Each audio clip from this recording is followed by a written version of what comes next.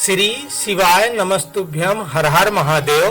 परम पूज्य पंडित श्री प्रदीप जी मिश्रा जी ने कुछ विशेष उपाय बताए हैं। इस छोटे से वीडियो में आपको 3 उपाय की जानकारी प्राप्त होने वाली है। 2 उपाय रोग मुक्ति की है और 1 उपाय वंश वृद्धि की है। जिसको 24 साल 25 साल हो गए हैं, संतान प्राप्ति नहीं है, वह व्यक्ति यह उपाय करके अपने जीवन में लाभ प्राप्त कर सकता है। सबसे पहले बढ़ते हैं रोग मुक्ति की उपाय के लिए।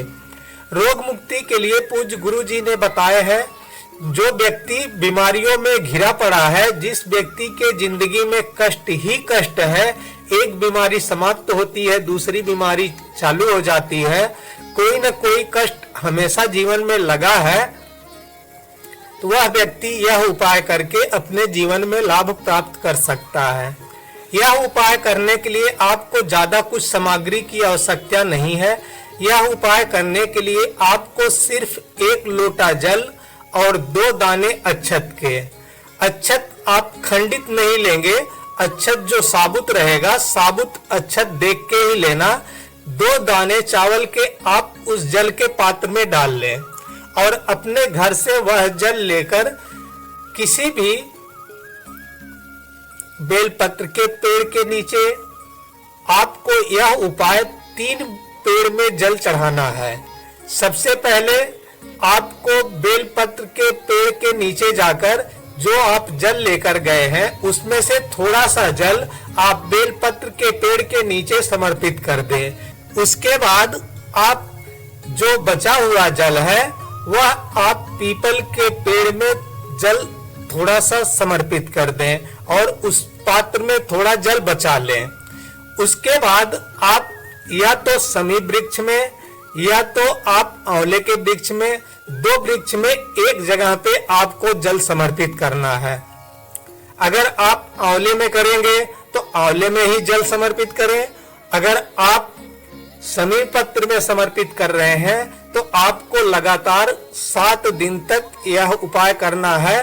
तो अगर आप समी पत्र में समर्पित कर रहे हैं तो समी पत्र में समर्पित करें, अगर आप आंवले में समर्पित कर रहे हैं तो आंवले में समर्पित करें। यह उपाय अगर आप 7 दिन कर लेते हैं तो आपका कैसा भी बीमारी हो, आपके शरीर में कैसा भी रोग हो, आपके शरीर में कैसा भी कष्ट हो, वह भगवान भोलेनाथ की कृपा से धीरे धीरे समाप्त हो जाएगा। आपकी बीमारी धीरे धीरे समाप्त हो जाएगी और आपको लाभ मिलना शुरू हो जाएगा। इसके लिए यह उपाय आप अपने शरीर के लिए अवश्य करें। सावन महीने से यह उपाय अगर कर लेते हैं तो आपको कुछ अधिक ही लाभ प्राप्त होगा। बाकी यह उपाय आप कभी भी कर सकते हैं। अब बढ़ते हैं वंश वृद्धि की उपाय। वंश वृद्धि के लिए पूज्य गुरु जी ने बताया है, जिस व्यक्ति को 24 साल 25 साल 26 साल हो गए हैं और संतान सुख नहीं प्राप्त हुआ है, उस व्यक्ति को संतान की सुख नहीं मिला है, तो वह व्यक्ति यह उपाय करके अपने जीवन में लाभ प्राप्त कर सकता है। यह उपाय करने के लिए पूज्य गुरु जी ने बताए हैं, श्राद्ध माह में जब श्राद्ध पक्ष में जब पितरों का भोज किया जाता है, ब्राह्मण जिमाए जाते हैं, उस समय जिस नारी को संतान प्राप्ति नहीं होती है, वह नारी अगर खीर भर के कटोरी में ब्राह्मण को भोजन करवाती है, तो उसको अगर इस श्राद्ध पे पक्ष में कर लिए हैं तो आपको अगली श्राद्ध पक्ष आते आते भगवान भोलेनाथ की कृपा से आपकी झोली खुशियों से भर जाएगी। गोद भगवान भोलेनाथ की कृपा से भर जाएगी। अब बढ़ते हैं अगली उपाय के लिए। अगली उपाय रोग मुक्ति का है।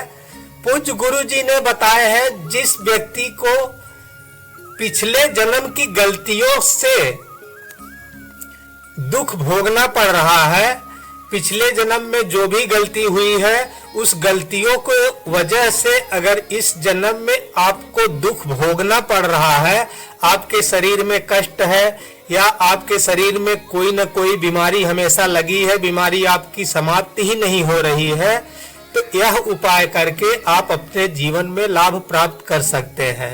यह उपाय करने के लिए पूज्य गुरु जी ने बताए हैं, जो व्यक्ति बहुत दिनों से बीमार है, जिस व्यक्ति का रोग समाप्ति ही नहीं हो रहा है, जिस व्यक्ति को ऐसा लग रहा है कि हमें कुछ पिछले जन्म का हमारा कर्म है जो हमें इस जन्म में भोगना पड़ रहा है, तो अपने पिछले जन्म की गलतियों को सुधारने के लिए पूज्य गुरु जी ने बहुत ही आसान और बहुत सरल उपाय बताए हैं।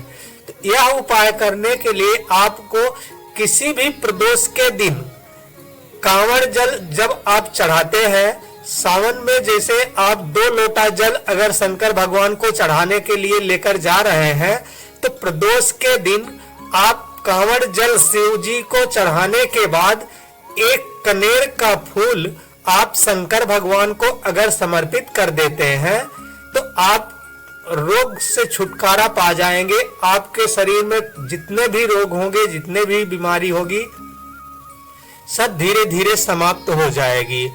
पूज्य गुरु जी ने बताया है कि जो व्यक्ति श्रावण मास में प्रदोष के दिन अगर कनेर का पुष्प शंकर भगवान को समर्पित कर देता है, तो उसके पिछले जन्म के जितने भी गलती हुई है, जितने भी उससे पाप हुए हैं, जितने भी उससे गलतियां हुई हैं, वह सब भगवान भोलेनाथ क्षमा कर देते हैं और उस व्यक्ति को शरीर से सुख प्राप्त होने शुरू हो जाता है। हमारी दी गई जानकारी अगर आपको थोड़ी भी उपयोगी लगी हो तो कमेंट बॉक्स में हर हर महादेव अवश्य लिखें। हमारे चैनल पर अगर आप नए हैं तो चैनल को सब्सक्राइब करें। भगवान भोलेनाथ आपकी मनोकामना पूर्ण करे। श्री शिवाय नमस्तुभ्यम। हर हर महादेव।